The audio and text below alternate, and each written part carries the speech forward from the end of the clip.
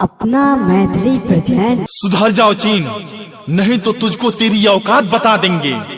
इस्लामाबाद, कराची क्या, बीजिंग पर भी झंडा भारत का फहरा देंगे। न डाल गलत निगाह मेरे भारत पे, न डाल गलत निगाह मेरे भारत पे, नहीं तो तेरी ईंट से ईंट बजा देंगे, तेरी ईंट से ईंट बजा देंगे, तेरी ईंट से ईंट बजा देंगे। भारत माता की।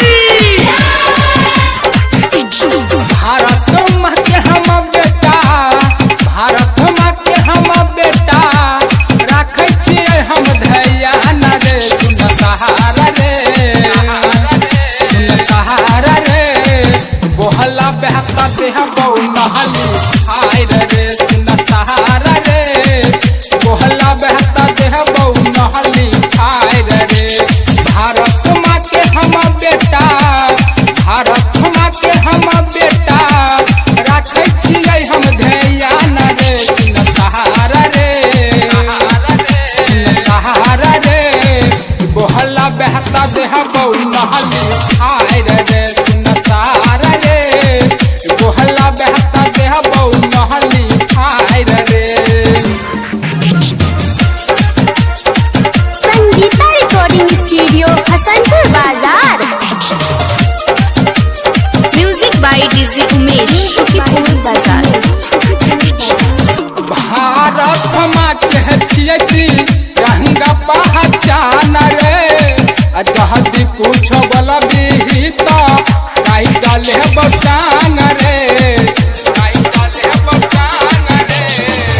भारत माँ के छियै कि रंगा पहचान रे।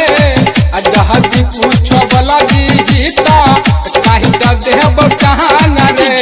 दै छियौ हम चेतवनी, दै छियौ हम चेतवनी, छियै भारत माँ के सपूत रे। सुन सहारा रे, सुन सहारा रे, बोला भी त देह बौ नहली फायर रे। सुन सहारा रे, बोला भी त देह बौ नहली फायर रे।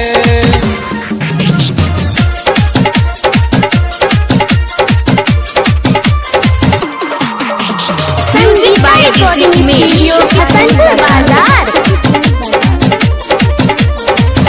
राही कर रोनी तब तोरा दै छौ चेतावनी।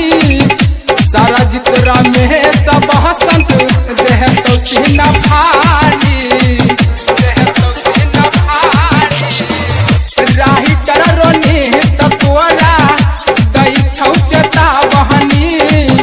सरजित रमेश बसंत देह तो सीना भारी।